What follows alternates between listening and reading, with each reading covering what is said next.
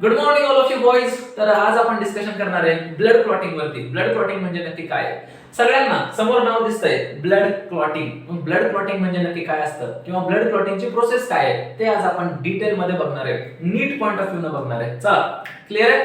लक्ष आहे सगळ्यांचं? ओके, चला स्टार्ट करू. चला, ब्लड क्लॉटिंग म्हणजे काय? सगळ्यात पहिली गोष्ट काय असतं नक्की? ब्लड क्लॉट होते म्हणजे नक्की काय होते? जनरली आपण ज्यावेळेस खेळत असतो ग्राउंड वरती वगैरे, किंवा आजपर्यंत तुम्हाला कधी जखम झालीच असेल, तर जखम जर झाली, कधी जर तुम्हाला कट लागला, तर त्यातून काय होतंय? रक्त बाहेर येते. मग तिथून रक्त ज्यावेळेस बाहेर येत असतं त्यावेळेस ते एका ठराविक टाइम पर्यंत रक्त बाहेर येतं आणि नंतर ते रक्त बाहेर यायचं थांबतं, आपोआपच थांबतं. मग ते कसं काय थांबतं?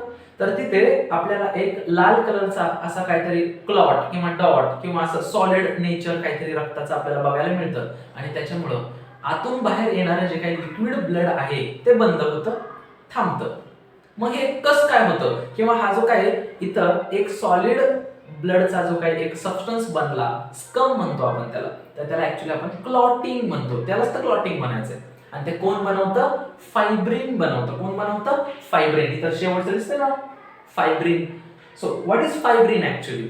Fibrin is actually the protein, a network of protein. आपण मेश लाईक स्ट्रक्चर म्हणू शकतो. मेश लाईक म्हणजे कसं? असं जाळीसारखं असं स्ट्रक्चर असतं फायब्रिनचं.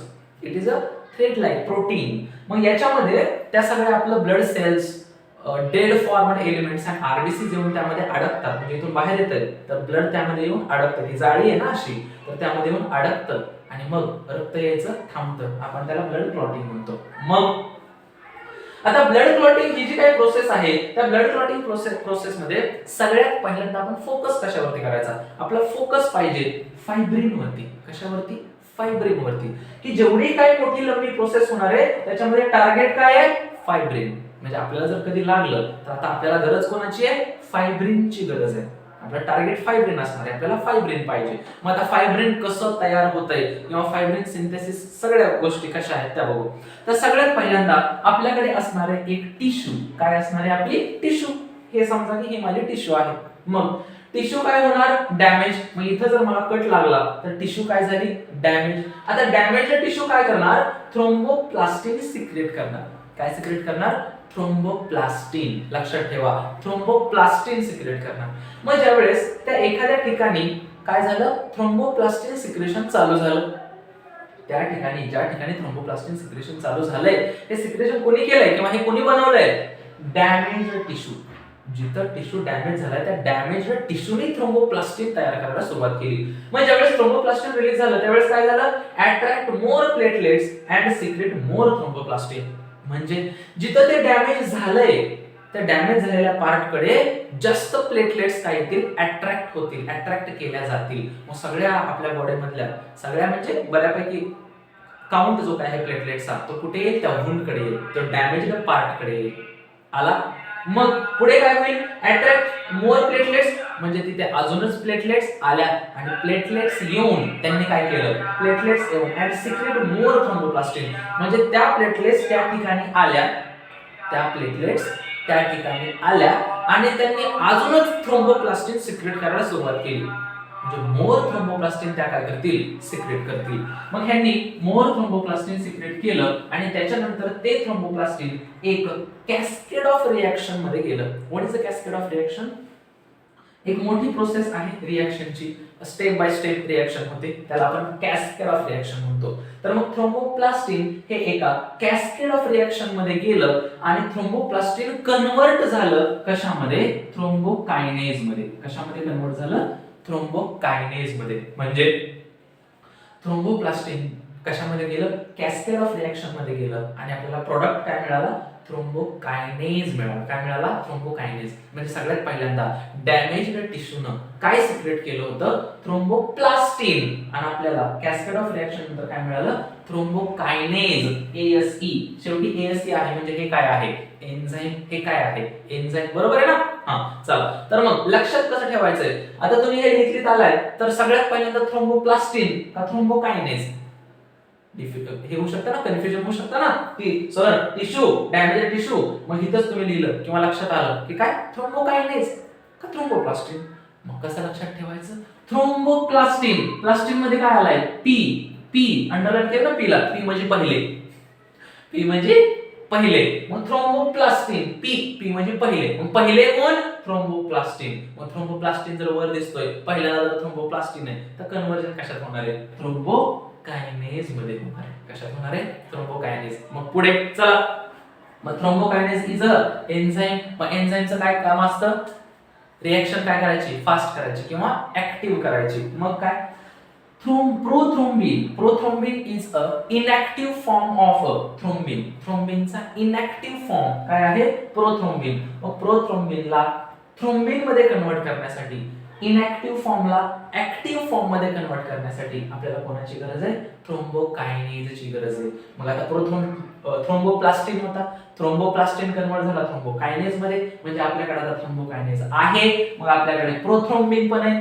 मग प्रोथ्रोम्बिनला थ्रोम्बोकायनेज न थ्रोम्बिन मध्ये कन्वर्ट केलं, मग आता आपल्याला काय मिळाला थ्रोम्बिन मिळाला, काय मिळाला थ्रोम्बिन मिळाला which is a active form.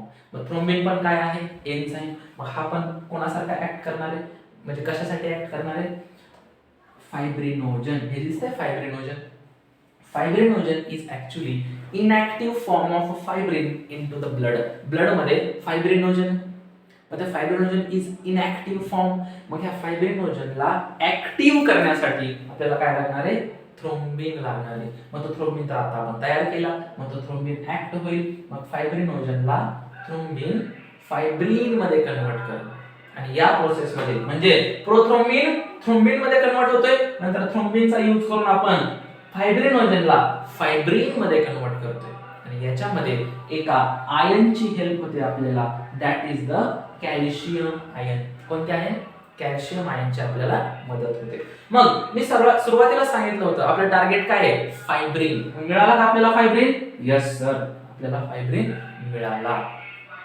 Fibrin जर तयार झाला, what is fibrin, fibrin is a network like protein, प्रोटीनचं नेटवर्क आहे मेश लाईक स्ट्रक्चर आहे, त्याच्यामध्ये येऊन काय होणार आहेत फॉर्म्ड एलिमेंट्स ट्रॅप होणार आहेत, मग फायब्रिन मिळाला म्हणजे आता ब्लड क्लॉटिंग होणार का, रक्त यायचं थांबणार का, यस 100% रक्त यायचं थांबणार. मग कसं बघा एकदा, tissue damaged tissue, damage tissue काय करणार थ्रोम्बोप्लास्टिन सिक्रेट करणार, थ्रोम्बोप्लास्टिन पी म्हणजे पहिले, मग थ्रोम्बोप्लास्टिन जर सिक्रेट झाला तर काय होणार त्या एका पर्टिक्युलर पॉइंट कडे बॉडीतल्या सगळ्या प्लेटलेट्स अट्रॅक्ट होणार, सगळ्या प्लेटलेट्स एकत्र येणार आणि त्या अजूनच थ्रोम्बोप्लास्टिन सिक्रेट करणार, मग थ्रोम्बोप्लास्टिन हे एका कॅस्केड ऑफ रिएक्शन मध्ये जाणार, मग थ्रोम्बोप्लास्टिन कन्वर्ट होणार थ्रोम्बोकायनेज मध्ये, थ्रोम्बोकायनेज कन्वर्ट करणार प्रोथ्रोम्बिनला थ्रोम्बिन मध्ये, आणि थ्रोम्बिन कन्वर्ट करणार फायब्रिनोजनला फायब्रिन मध्ये with the help of calcium ion.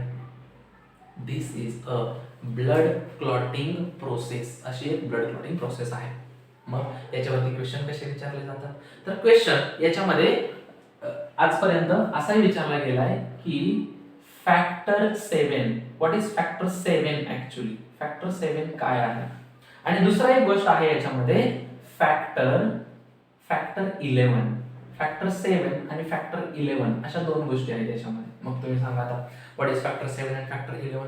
इथे जे काय तुम्हाला कॅस्केड ऑफ रिएक्शन दिसतंय म्हणजे थ्रोम्बोप्लास्टिनला आपल्याला थ्रोम्बोकायनेज मध्ये कन्वर्ट करायचंय, तर ह्या कॅस्केड ऑफ रिएक्शन म्हणजे ह्या रिएक्शनची जर आपल्याला सुरुवात करायची आहे तर ती रिएक्शनची सुरुवात करण्यासाठी आपल्याला फॅक्टर 7 लागतो.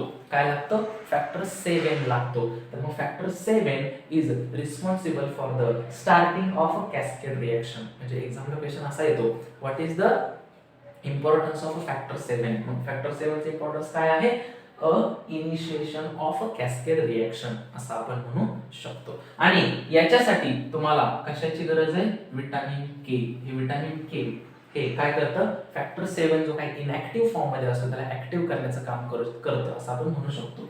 तर मग विटामिन के हे महत्त्वाचं आहे. विटामिन के असेल तरच फॅक्टर 7 ऍक्टिव्ह होईल आणि फॅक्टर 7 असेल तरच कॅस्केड रिएक्शन स्टार्ट होईल आणि कॅस्केड रिएक्शन जर स्टार्ट झाली तरच आपल्याला थ्रोम्बोकायनेज मिळेल आणि मग तरच ह्या पुढच्या प्रोसेसेस होणार आहेत. त्याच्यामुळं फॅक्टर 7 हा इम्पॉर्टंट आहे. याच्यावरती क्वेश्चन येतो. मग दुसरा आहे फॅक्टर 11. मग फॅक्टर 11 चं काम काय फॅक्टर 11 काय करतो ऍक्टिव्हेट फॅक्टर 9. फॅक्टर 11 हा फॅक्टर 9 ला ऍक्टिव्हेट करत असतो. म्हणजे फॅक्टर 11 जर नसेल तर फॅक्टर 9 ऍक्टिव्ह होणार नाही. फॅक्टर 9 जर ऍक्टिव्ह नाही झाला तर ब्लड क्लॉटिंग होणार नाही. मग ब्लड क्लॉटिंगच होणार नाही. मग ते रक्त तसंच वाहत राहील. ब्लड लॉस हा होत राहील. म्हणून फॅक्टर 11 हा इम्पॉर्टंट आहे. मग तुमच्या ब्लड मध्ये जर फॅक्टर 11 ची डिफिशियन्सी असेल तर त्या कंडिशनला एक नाव दिलंय, त्याला म्हटलं जातं हिमोफिलिया सी. काय म्हटलं जातं? हिमोफिलिया सी असं म्हटलं जातं, हिमोफिलिया सी. मग तुमच्या बॉडीमध्ये जर फॅक्टर 9 हा डिफिशियंट असेल तर त्याला हिमोफिलिया सी म्हटलं जातं. आणि तुम्हाला जर हिमोफिलिया सी असेल तर तुमचं ब्लड हे लवकर क्लॉट होत नाही. आणि ही इनहेरिटन्स म्हणजे हेरिडिटी मध्ये जे काही इनहेरिटन्स, वडिलांकडून मुलगाकडून त्याचा मुलगा, हे असं पण हे होऊ शकतं. हिमोफिलिया सी हा अनुवंशिकतेने सुद्धा एका पिढीमधून दुसऱ्या पिढीमध्ये जाऊ शकतो. So this is the importance of a factor 7 and importance of a factor 11 in the blood clotting process. म्हणजे इथून पुढे जर ब्लड क्लॉटिंग वरती जर काही क्वेश्चन आले तर ते इथेच तुम्हाला विचारले जातील की व्हॉट इज थ्रोम्बोप्लास्टिन, थ्रोम्बोकायनेस काय आहे, इनएक्टिव्ह फॉर्म ऑफ थ्रोम्बिन काय आहे, fibrinogen and what is factor 7 and what is factor 11. Clear आहे? येस. Thank you so much. आणि भेटू आपण नेक्स्ट व्हिडिओमध्ये. आणि नेक्स्ट व्हिडिओ तुम्हाला कोणता पाहिजे, कोणत्या टॉपिकवरती तुम्हाला व्हिडिओ पाहिजे ते तुम्ही कमेंट करून नक्की सांगा. धन्यवाद.